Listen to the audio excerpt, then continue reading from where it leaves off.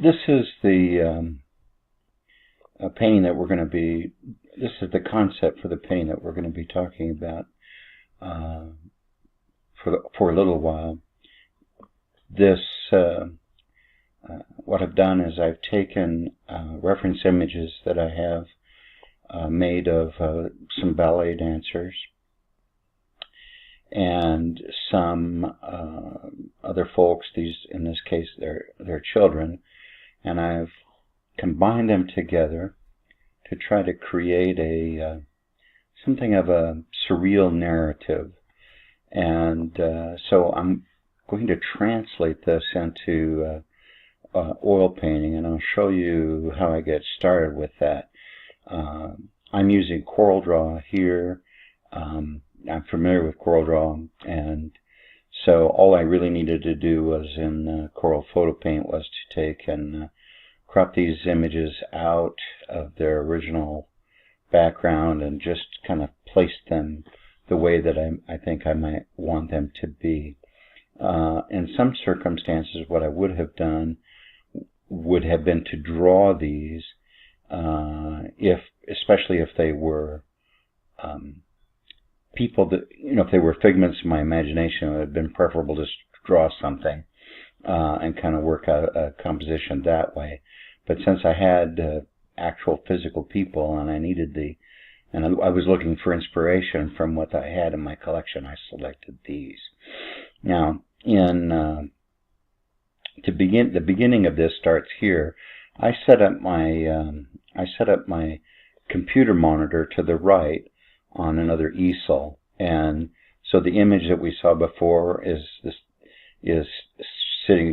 situated over here, and I'm just sort of loosely blocking in these shapes about where I think they might be.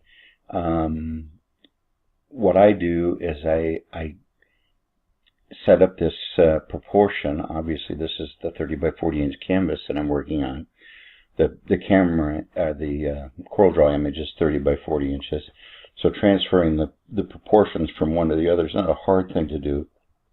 I don't lay out a grid or anything. I just specify in my own mind what the top and the bottom of the image is going to be, the left and the right, and then I break it mentally into quadrants, and then I just start to kind of put the pieces where I think they ought to be. So this next image then shows the development of the figure on the right. You can see that there is a basic blocking in of the element of her face, mostly to show planes and to begin to add some color into the portrait and to try to make some decisions about what the color composition is going to be.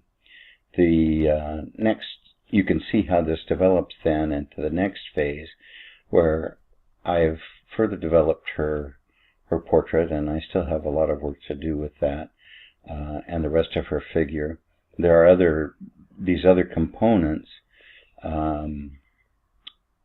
will gradually become part of the painting, but in the meantime, before they do, I need to work out the color composition, what I'm doing with the geometry of the space that they occupy.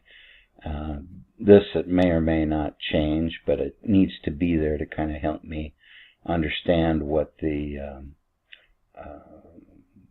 effect of that geometry is going to be. A lot of things that you deal with color and geometry, you can't just do that in your head. You have to actually get it out physically and start to kind of play with it and see where it's going to go. Notice here that this is a native image from the camera. I used GIMP software. It's free. It's a free graphic. It's a free raster image editing tool. Works really well. I use it to eliminate the distortion that's caused by the perspective from the angle that I take with the camera.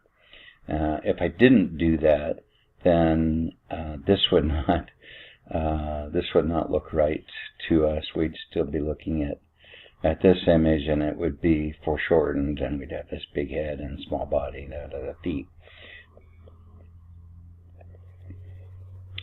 So that's it for now. I'll catch you up as we go along. Thanks.